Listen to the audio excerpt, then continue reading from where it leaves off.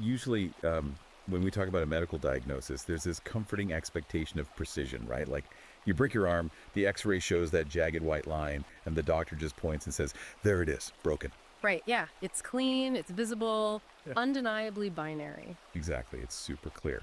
But when you step out of the hospital and into the world of political theory or sociology and, modern gender dynamics, that x-ray machine just shatters. Yeah. We are no longer looking at clean bone fractures. We're looking at a diagnostic landscape that is entirely subjective, deeply controversial, and incredibly murky. Oh, it is the absolute definition of diagnostic muddy waters, where, one person's cure is literally another person's poison. Which brings us to you, our listener. Welcome to today's deep dive. We know you're here because you want to understand the mechanics of these cultural conversations, right? To pull apart these really complex, challenging ideas without feeling completely overwhelmed by the sheer volume of information out there. Yeah, it's a lot to sift through.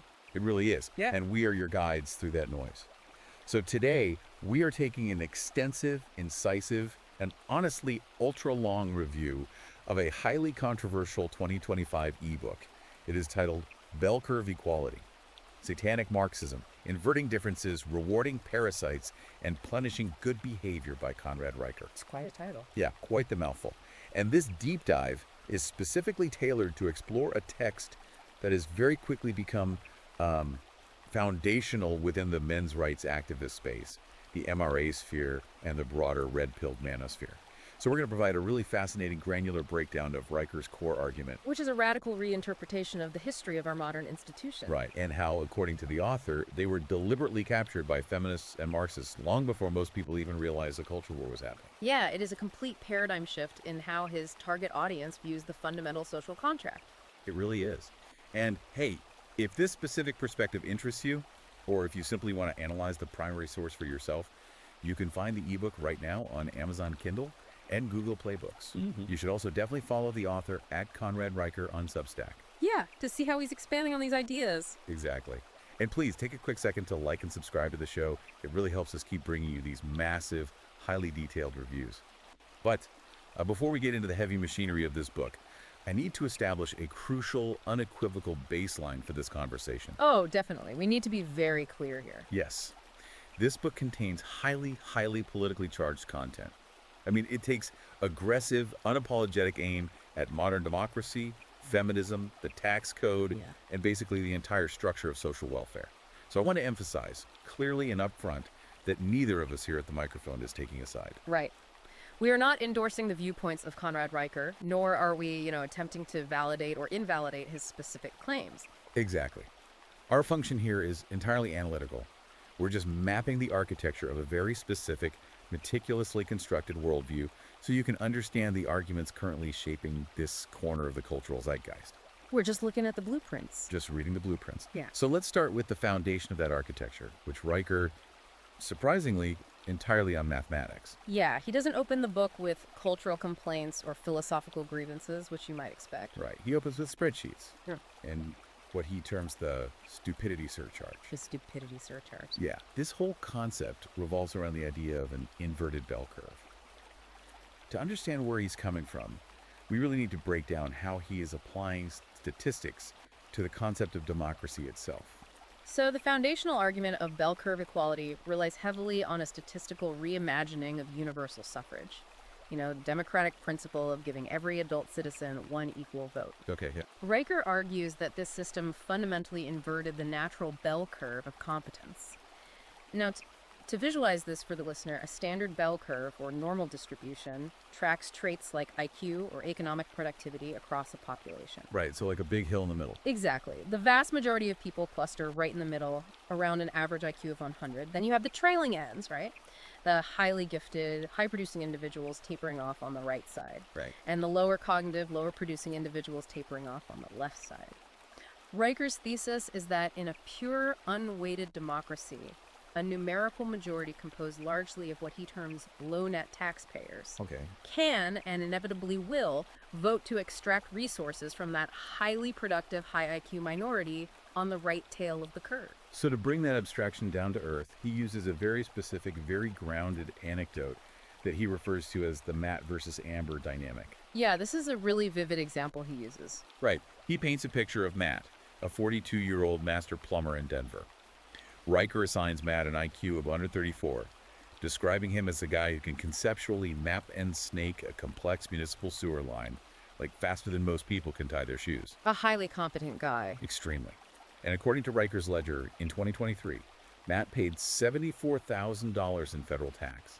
He is generating immense tangible value and funding the infrastructure of his city. Then Riker introduces Matt's sister, Amber. Okay, and what's her situation? Well, she has an IQ of 91, and she works part-time as a cashier at a big box store. Riker points out that based on the tax code, Amber paid zero federal income tax, but she received $18,700 in various government benefits and subsidies. Wow, okay, so quite the contrast. Right. But here is the crux of Riker's frustration. When Election Day rolls around, Amber's single vote perfectly cancels out Matt's single vote. Oh, I see. Yeah. The argument is that Amber is economically incentivized to logically vote for politicians who promise to keep taxing Matt in order to keep subsidizing her lifestyle. The mechanism he's describing goes far deeper than just, sibling rivalry. He is outlining what he views as an inherently parasitic system. Right. And to validate this mathematically, Riker introduces a correlation coefficient that he claims to have calculated by cross-referencing IRS tax statistics with census voting files across over 3,100 specific U.S. counties. It's a massive data set. It is.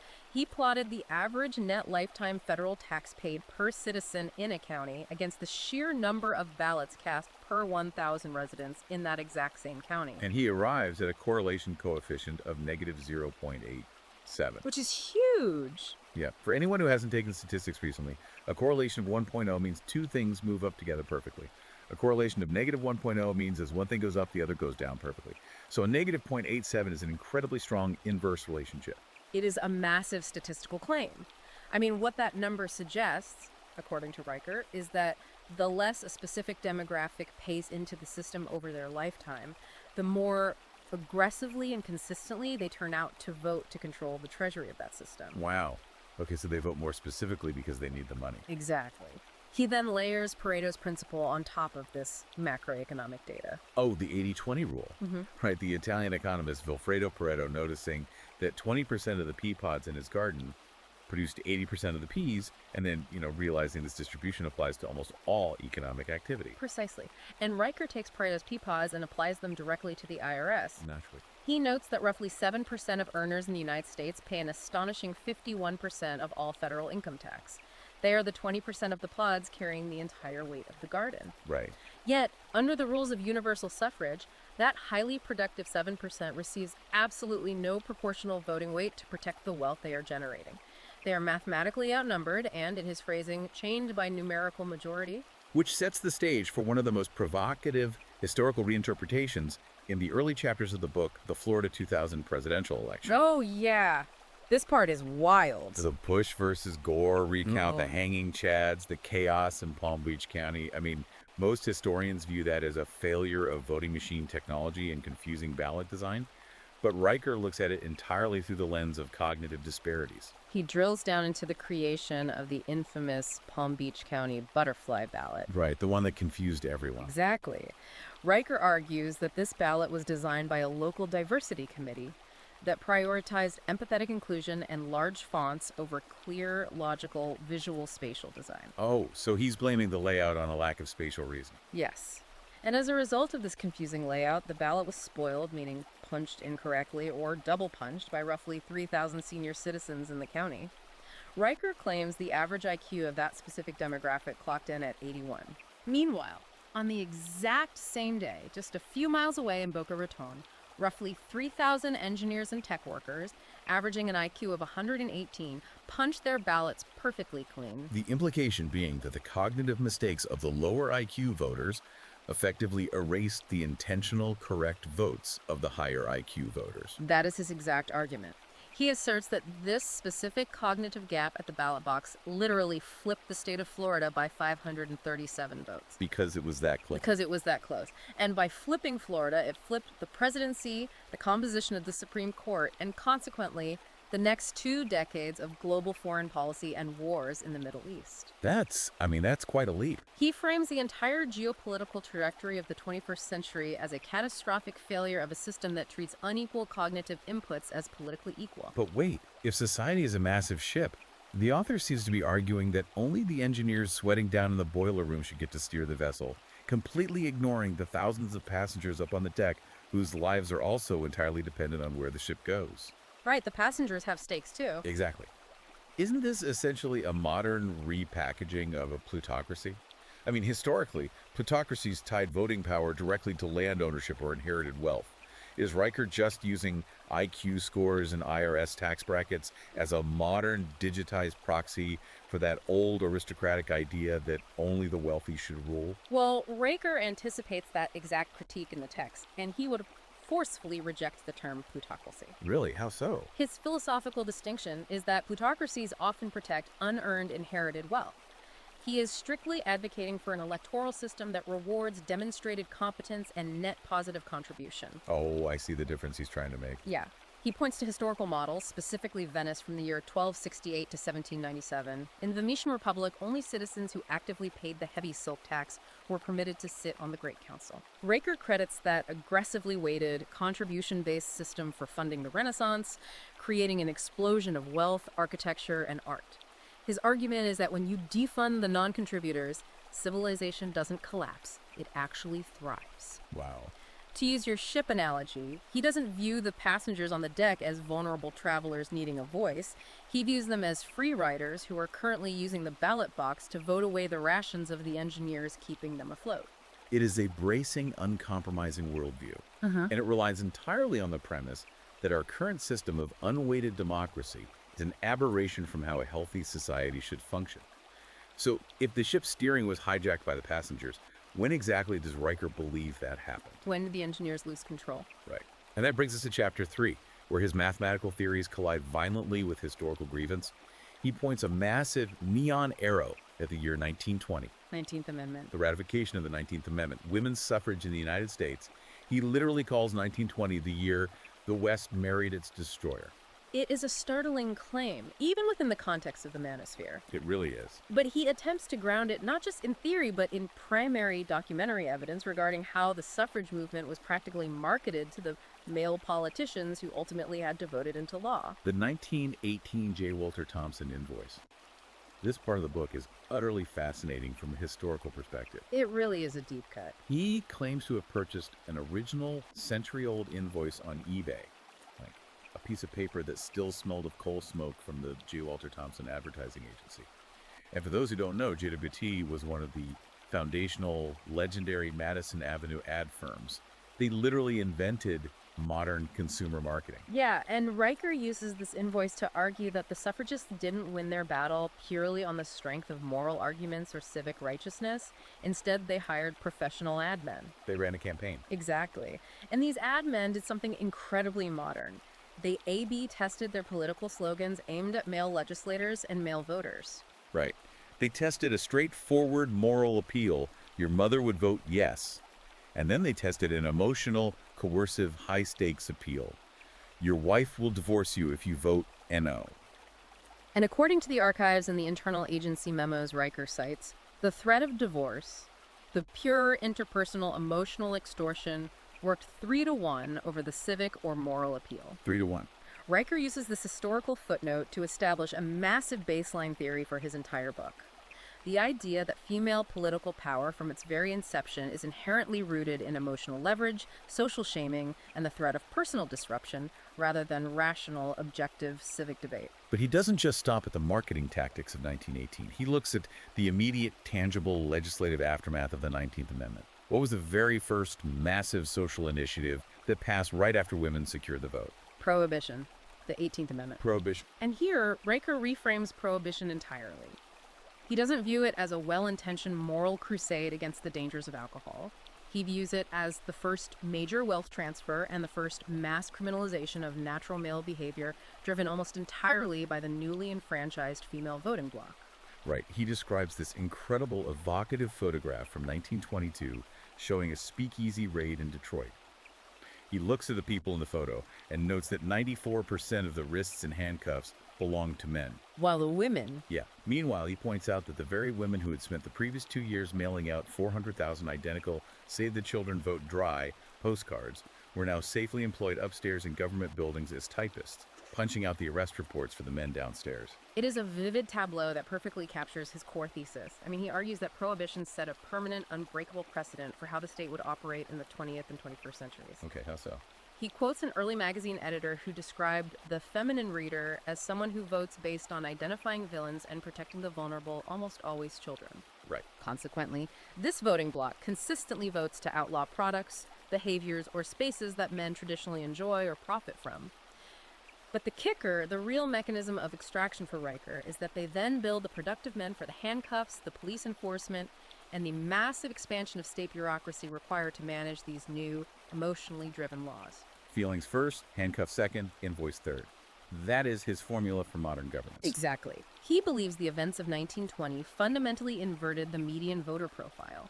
By doubling the voting pool overnight, it statistically dropped the median IQ of the electorate, increased the median empathy to a fault, and skyrocketed the electorate's willingness to use the coercive power of the state to invoice a highly productive minority to pay for grand, utopian social engineering projects. But wait, looking at the entire scope of the 20th century, isn't blaming modern economic inflation, the expansion of the tax code, and massive social shifts solely on the 1920s suffrage movement, ignoring a staggering amount of context? It's a very narrow focus, yeah. Right. I mean, we had 2 world wars that required total state mobilization. We had the Great Depression, the complete abandonment of the gold standard, the digital revolution, the globalization of supply chains. Isn't pointing at women voting and saying that caused the national debt? A bit like blaming the invention of the umbrella for the existence of rain. I like that analogy. Are we really supposed to believe that this single variable changed the fiscal trajectory of the entire Western world? Well, Riker heavily anticipates this exact pushback, and he attempts to isolate the specific variable of female voting patterns across different eras and different international jurisdictions to prove his point. Okay, so he looks outside the U.S. He does. He cites longitudinal data from the OECD, the Organization for Economic Cooperation and Development, which tracks data across 38 member countries. He claims this data shows that since 1980, 52% of women consistently vote for higher taxes, expanded safety nets, and larger government, compared to only 31% of men. Okay. But his most compelling comparative example is Switzerland. Oh, because Switzerland famously didn't grant women the right to vote in federal elections until 1971. Correct. And Riker claims that if you look at the Swiss economic charts, their government spending, welfare programs, and tax burdens spiked almost immediately post-1971, mirroring the exact same patterns seen in the U.S. post-1920. Wow. Okay, so he's drawing a direct line there, too. Yes. He argues that the geopolitical events you mentioned, the wars, the Depression, were certainly accelerators, but they weren't the root cause. To use your analogy, the umbrella didn't cause the rain, but the invention of the umbrella fundamentally changed how the state manages the water. I see. It forced the men to stand out in the storm, performing the manual labor, while simultaneously being taxed to pay for the massive canopy covering the newly enfranchised voters. He sees 1920 as the moment the extraction software was successfully installed in the mainframe. Okay, so if the software was installed a century ago, how does the author explain its survival and expansion today? Because a system that just takes money eventually runs out of money, right? Riker argues the state adapted by creating a highly specific, diffuse welfare net. And this brings us to what he calls the welfare womb nexus and the extraction playbook. This is where the book moves from historical theory into a very aggressive, modern-day economic critique. This section outlines what he terms the 5-step female extraction playbook. He introduces a chilling, deeply biological metaphor here, referring to highly productive, tax-paying men as host organisms. God, that language is intense. Host organisms? It's very deliberate. He is claiming that the entire legal and welfare system is biologically designed to convert male future time and labor into female present consumption. Let's break down the mechanics of how he thinks this actually works. He introduces the concept of the pregnancy passport. What exactly is this tax-free Pentagon he describes? Well, to build this argument, Riker aggregates the total fiscal value of the modern American social safety net for a single mother. He lists 5 specific overlapping federal programs. Okay, what are they? SNFP, which is the Supplemental Nutrition Assistance Program or food stamps, WIC, which provides grants for women, infants, and children, CHE, the Children's Health Insurance Program, Section 8, which provides heavily subsidized housing vouchers, and the EITC, the Earned Income Tax Credit. Okay, I want to highlight the EITC for a second because it's a refundable tax credit. Right. That means even if a person's income is so low that their federal tax liability is mathematically zero, the government will still cut them a check. It is direct cash welfare distributed through the tax code. Exactly. And Riker calculates the compounded value of these programs. He cites a 2021 Congressional Budget Office score calculating that a never-married mother can net approximately $7,310 per year from this specific pentagon of programs, while requiring absolutely zero adjusted gross income. Zero income. Right. He then multiplies that annual figure by the 18 years of a child's legal minority, arriving at a taxpayer-subsidized package worth $131,580. He calls this $130K package the pregnancy passport, arguing that the modern welfare state has essentially replaced the historical need for a providing married husband with a diffuse, anonymous network of male taxpayers who are legally forced to fund the child rearing. He contrasts two very specific, highly polarizing archetypes to drive the visual reality of this home, Latrice and Derek B. Okay. Let's look at the mechanics of the Latrice anecdote first. Okay, so the Latrice anecdote focuses heavily on the distortions in the housing market. Riker details a scenario where Latrice utilizes a Section 8 housing voucher that covers a $1,140 monthly rent for an apartment or townhome. Which is a huge chunk of living expenses. Right. Because her largest monthly living expense, her rent, is heavily subsidized by the property taxes of the surrounding homeowners, she suddenly has hundreds of dollars in surplus monthly cash flow. Okay, and what does she do with it? According to Riker, she utilizes that newly freed taxpayer-subsidized cash flow to finance a $38,000 Cadillac SUV. He paints this incredibly frustrating picture for his audience. The hardworking taxpayers are literally floating the roof over her head, which enables her to float a luxury car loan that the taxpayers themselves likely cannot afford. That's the exact emotional button he's pressing. And then, on the flip side of this coin of societal irresponsibility, he presents Derek B. If Latrice represents the extraction of wealth, Derek B. represents the catastrophic cost of the system failing to enforce male accountability at the bottom of the cognitive bell curve. By the way. Riker claims to have executed a FOIA request, a Freedom of Information Act request, to obtain an anonymized spreadsheet from a state lab showing that a single man, Derek B., fathered 8 children with 7 different women. 8 kids. And when Derek goes before the judge, he lists his official occupation as rapper. Because he has no verifiable W-2 income, his mandatory child support is set at exactly $0.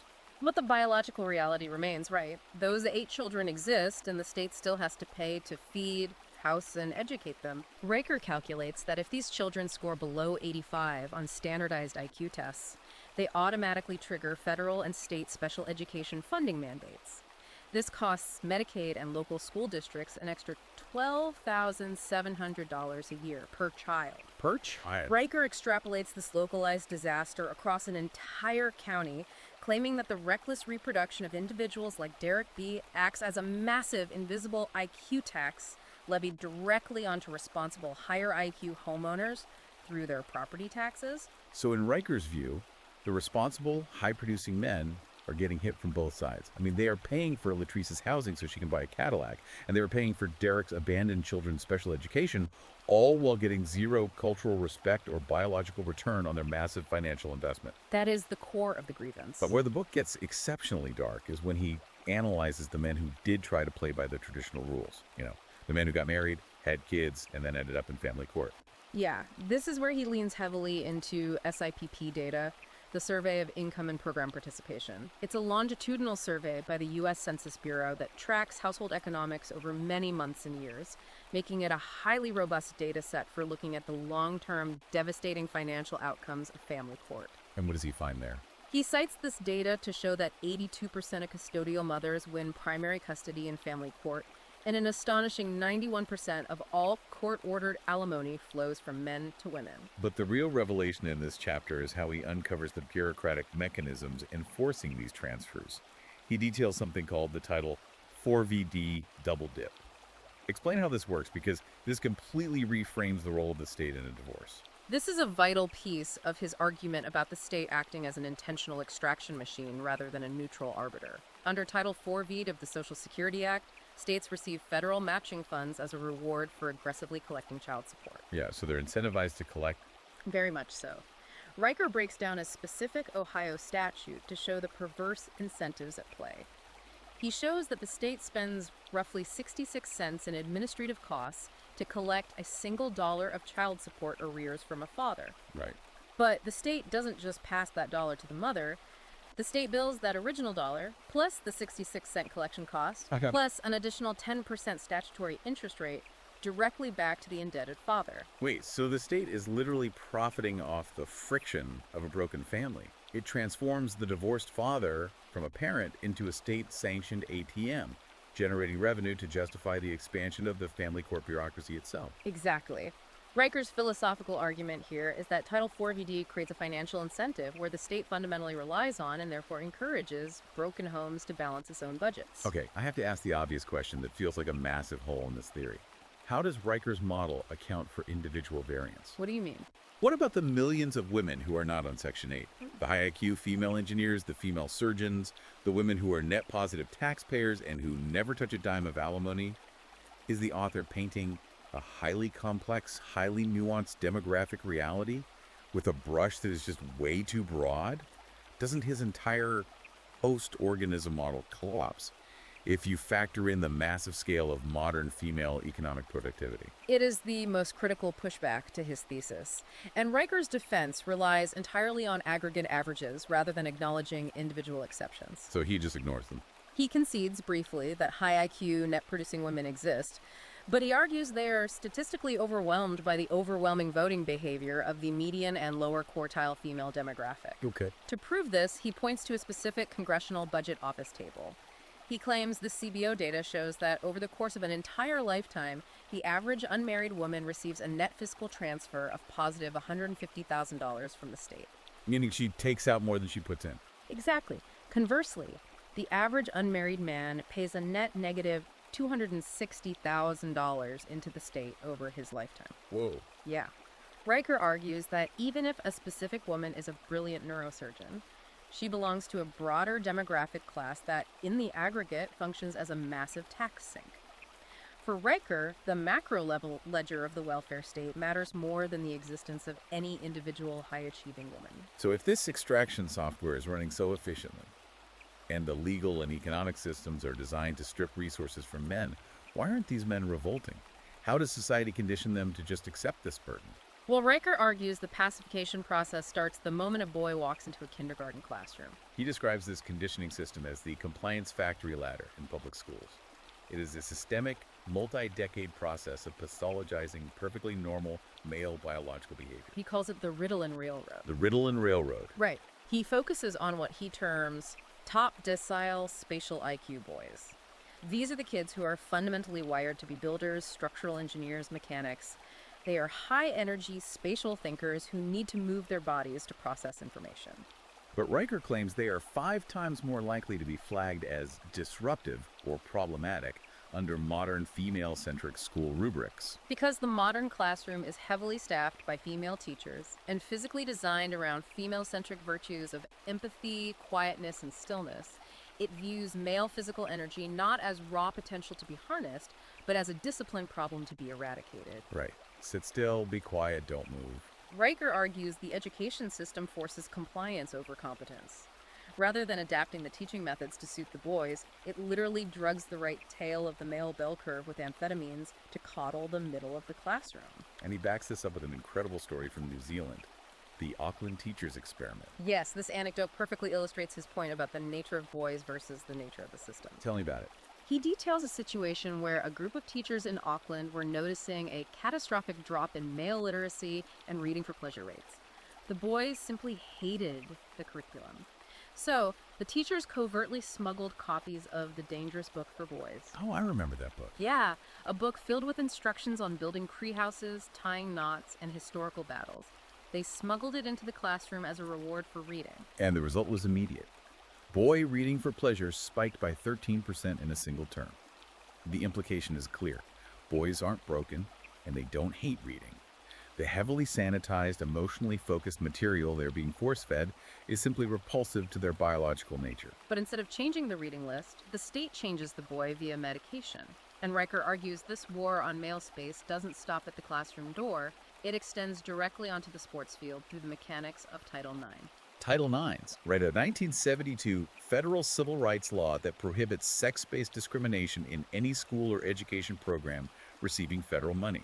I mean, culturally, this is almost universally celebrated as a massive historic win for female athletics.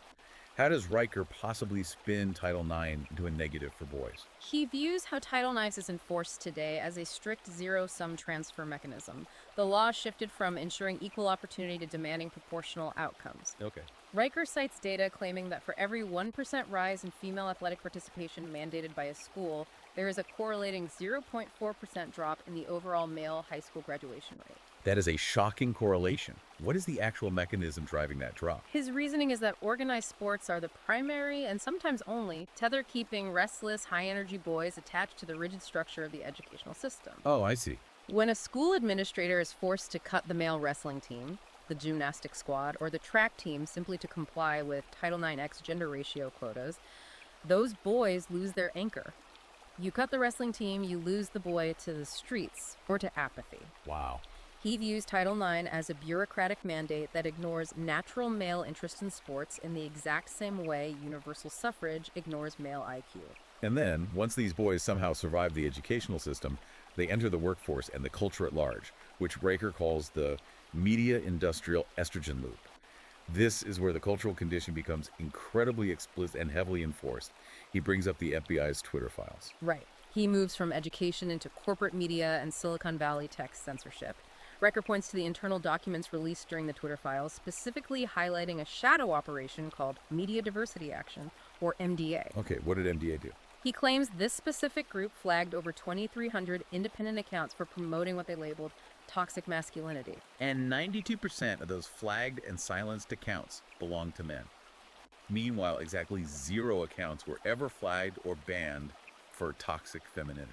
He argues this asymmetric censorship creates a massive permission structure for corporate media. Because men cannot complain online without being shadow banned or deleted by tech companies colluding with federal agencies, Hollywood and advertising agencies are free to constantly broadcast what Riker calls castration comedy scripts. This is dumb dad trope. Exactly.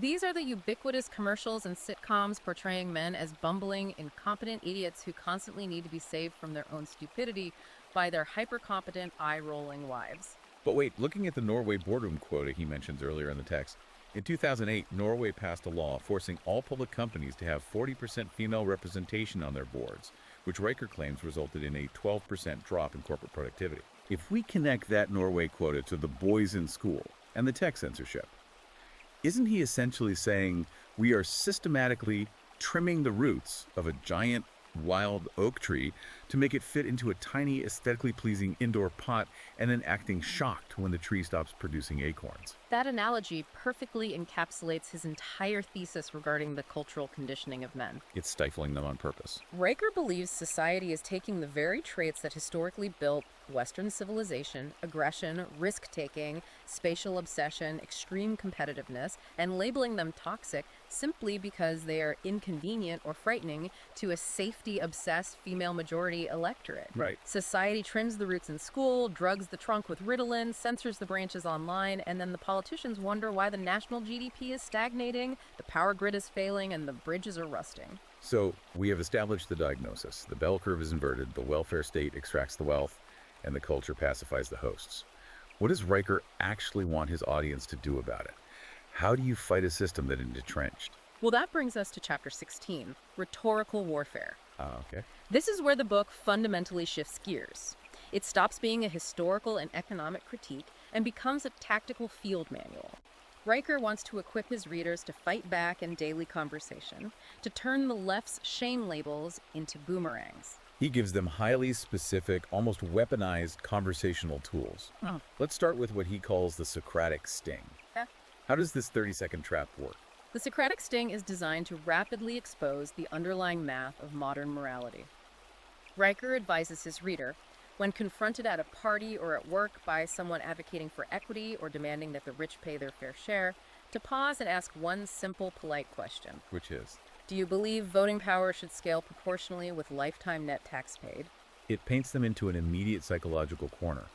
Because if the equity advocate says no, If they say no, Riker says you just smile and reply, then you admit suffrage is simply a shakedown. oh well. You force them to verbalize and admit that they believe it is fundamentally moral for people who do not contribute to the Treasury to vote away the wealth of the people who do. And if they bite the bullet and say yes, If they say yes, you slap them on the back and say, "Welcome to weighted democracy." Either way, Riker argues, the moral high ground of the parasite is instantly destroyed. You force the hidden math of the extraction system out into the open air. but he doesn't just rely on verbal debate. He is a massive believer in meme warfare. I mean, he operates on the principle that a sharp screenshot beats a 20-minute sermon every time. Oh, totally. And he is very strategic about his materials. He heavily utilizes official, undeniable government data to create memes that are impossible for tech platforms to censor without looking blatantly hypocritical. The CBO tables meme is brilliant in its absolute simplicity. Yeah. He takes that congressional budget office table we discussed earlier, the official government data showing unmarried women getting a positive 150K fiscal transfer over their lifetime, and men paying a negative 260K.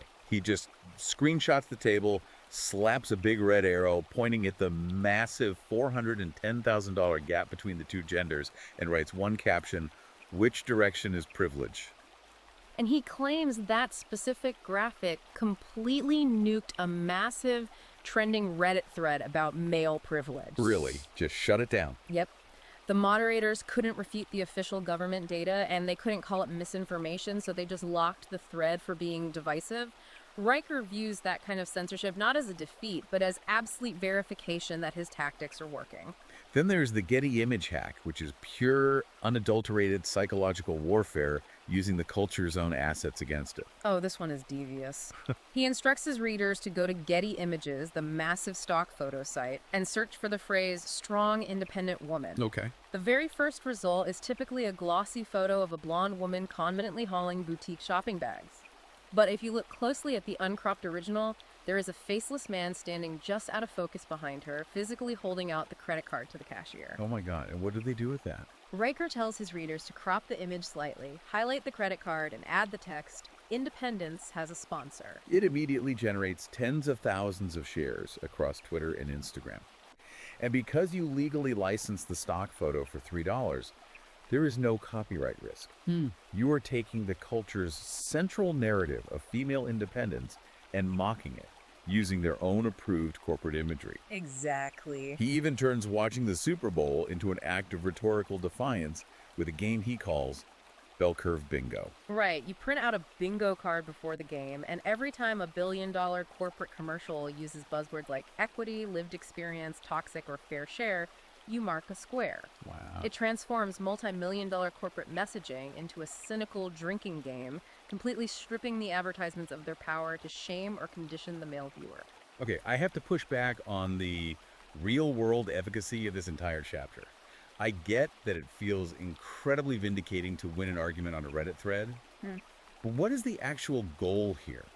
Does dropping a congressional budget office spreadsheet into a family WhatsApp group, or springing the Socratic sting on your sister-in-law at a neighborhood barbecue actually change anyone's mind? Right, that's the big question. Or does it just guarantee that you will be labeled a lunatic and never invited back to the barbecue next year?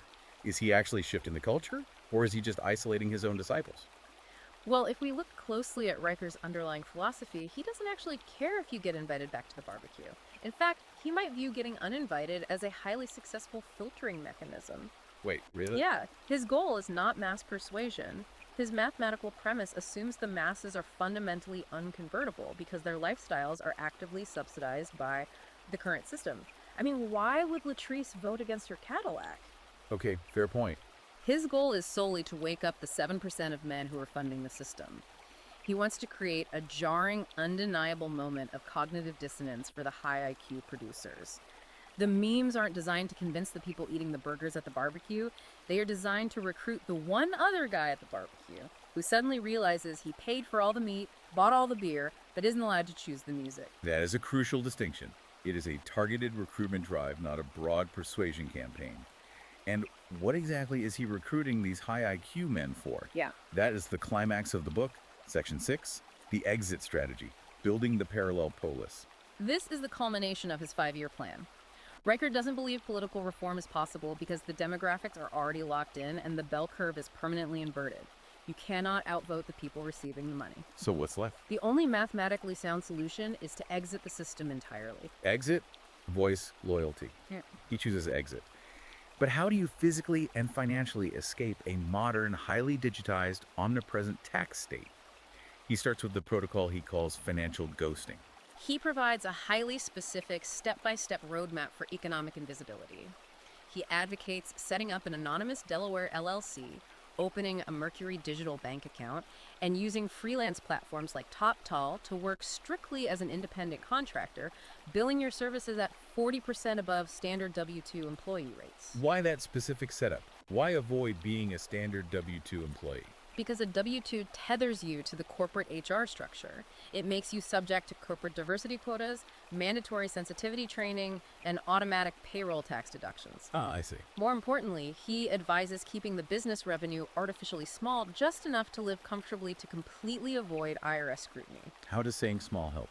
He cites Treasury data showing that audit odds for single-member proprietorships making under $25,000 have fallen to 0.04%. By staying small, operating cash-heavy, and remaining agile, he claims you can effectively disappear from the radar of the tax farming apparatus. As he writes, the state cannot suffocate what it cannot see. But the exit isn't just financial. It's deeply, intimately physical. He has a whole regimen for what he calls biological sovereignty. He argues that the modern physical environment, the microplastics, the processed food, the sedentary office jobs, is chemically and psychologically designed to lower male testosterone and increase docility. So, to fight this, he prescribes a strict daily protocol, embracing the philosophy of stoicism and the cold plunge. A cold plunge is key for him. He advocates going to a farm supply store, buying a $299 galvanized stock tank, filling it with 50-degree water, and forcing yourself to get in for 3 minutes every single morning at 5 a.m. He cites a specific NIH study showing this precise thermal shock creates a 250% sustained dopamine spike in the brain. He literally calls it legal Adderall without the DEA. It is his physical antidote to the Ritalin Railroad we discussed earlier. And he sets a hard biological floor for his readers, targeting a minimum of 500 nanograms per deciliter of testosterone, utilizing hormone replacement therapy if necessary. Okay, so a strict medical goal. Yes. He views physical strength, hormonal optimization, and mental resilience as the absolute necessary foundation for political defiance. You cannot resist the overreach of the state if you are biologically pacified and exhausted. But then he moves into the extreme exit measures. This is where the book crosses the line from lifestyle optimization into radical, permanent secession. He explicitly tells these young, high IQ men to go get a vasectomy. Yes. He does. I mean, that's huge. He views biological reproduction within the current legal framework of family court as a massive, unacceptable financial liability. He even goes so far as to provide his readers with a Planned Parenthood coupon coined Freedom22 to get a subsidized vasectomy for $50. That's wild. His logic is brutal. By permanently removing the possibility of an accidental pregnancy, you completely remove the state's primary mechanism for trapping you in the Title 4BD extraction system. You deny them the host organism. He also advises putting any physical real estate, like homes, into South Dakota asset protection trusts. Why South Dakota? Because their state laws are notoriously friendly to shielding assets from future liabilities, angry spouses, or civil lawsuits. And ultimately, he advocates acquiring a second passport. Just leaving the country. He looks globally at jurisdictions that still respect his vision of male agency and liberty. He highlights the Czech Republic, noting specifically that after 90 days of legal residency, you can take a 25-question English test and walk out of the police station with a concealed carry permit for a firearm. Wow, that's incredibly specific. He aggressively contrasts that level of trust in the citizen with places like California or New York, portraying Eastern Europe or countries like Uruguay as the absolute last geographic refuges for men who want to retain their sovereignty. Riker warns his readers that there are two distinct paths forward. He mentions the sociological phenomenon in Japan known as shukudanshi, the grass eaters. Right, a very real trend. These are millions of young Japanese men who have looked at the economic demands of modern society and simply opted out. They refuse to date, they refuse to marry, and they refuse to climb the corporate ladder because they've decided the juice simply isn't worth the squeeze. They just play video games and work part-time. Riker sees that as a tragic passive defeat. What is his proactive alternative? His alternative is the Japanese concept of ikigai, a profound reason to get up at 4 a.m. He doesn't want these high IQ men to just lie down in their bedrooms and rot away. What does he want them doing? He wants them to actively, aggressively build a parallel economy, what he calls the parallel polis. He wants them building local food networks, trading in Bitcoin, providing services to each other outside the taxable banking system. A decentralized fraternity of high-producing men operating completely outside the blast radius of the collapsing mainstream culture. Okay, my final pushback, because this battle plan is staggering in its extremity. This is no longer just a political disagreement over marginal tax rates or school curriculums. This is a step-by-step, meticulously detailed guide to peacefully but completely seceding from modern society. It's an absolute rejection. It is like realizing the games at the Bellagio are rigged against you, so instead of complaining to the pit boss or writing a letter to the gaming commission, you just walk out the front doors, hike into the Mojave Desert, and try to build your own casino from scratch. Is a parallel polis actually feasible on a macro scale? Well, Riker would argue it is not only feasible, it is the only mathematically sound option remaining on the board. He points back to his earlier data. The top 5% of cognitive earners fund almost half the entire state apparatus. Right. If even a fraction of those specific men, the engineers, the plumbers, the coders, execute his financial ghosting protocol, drop their taxable W-2 income, or move their primary assets to trusts in South Dakota or offshore to Uruguay, the overarching system will experience a catastrophic revenue failure. He believes the desert casino is the only one where you actually get to keep your chips when the night is over. Let's summarize the massive, exhausting journey we've just taken through this deep dive. We started with Conrad Riker's highly controversial statistical claims that universal suffrage essentially inverted the natural bell curve of competence, allowing a lower IQ, lower producing majority to legally extract wealth from a high IQ, highly productive minority through the federal tax code. We traced his historical argument back to the J. Walter Thompson ad agency and the 1920 suffrage movement, exploring how he views it not as a triumph of liberation, but as the exact moment emotional coercion and grievance conquered rational economic policy. We then mapped the specific modern economic machinations he describes: the welfare womb nexus, the $130,000 pregnancy passport, the perverse incentives of family courts under Title IV-V, and the insidious ways in which the education system and corporate media allegedly pathologize normal male biological behavior to force compliance. And finally, we unpacked his tactical field manual. The rhetorical warfare using Socratic stings and Getty images designed to turn shame labels into boomerangs, and the ultimate 5-year exit strategy aimed at financial ghosting, biological sovereignty, and building a parallel polis completely insulated from the institutions he views as parasitic. I want to reiterate, as we bring this to a close, that our goal today was entirely analytical and strictly impartial. This text is intensely polarizing and deliberately provocative. Our objective was not to validate Riker's claims, nor was it to invalidate them, but to thoroughly map out the architecture of this specific red-pilled manosphere worldview. We want you, the listener, to understand the exact arguments, the underlying math, and the deep historical grievances that are shaping this specific, highly influential corner of the broader cultural conversation. Exactly. We are just here to read the X-rays. And that brings me to a final provocative thought for you to mull over as you go about your week. If the ultimate solution proposed by this book is for the most productive high IQ men, the master plumbers, the structural engineers, the innovators to completely withdraw their labor, their taxes, and their participation from mainstream society. Yeah. If they all become digital ghosts or expatriates living in the Czech Republic, who exactly is left to maintain the physical and economic infrastructure of the very Western civilization the author claims he wants to save? Is the parallel polis actually a cure for the disease, or is it just a very comfortable, highly optimized hospice for the people watching the ship finally sink? It is the ultimate fatal paradox of his exit strategy. If the boiler room engineers successfully abandon the ship goes down, and it takes everyone with it. Thank you so much for joining us on this extensive deep dive. We know it was a heavy one, packed with dense statistics and challenging concepts. Please remember to like and subscribe if you appreciated the depth and impartiality of this analysis. It's how we keep the show running. And for those in our target audience who want to dive into the primary source material for themselves, to verify the math or challenge the conclusions, You should absolutely check out Bell Curve Equality on Amazon Kindle and Google Play Books. You can also follow the author at Conrad Vriker on Substack to see how these theories are playing out in real-time debates. Until next time, keep questioning the X-rays.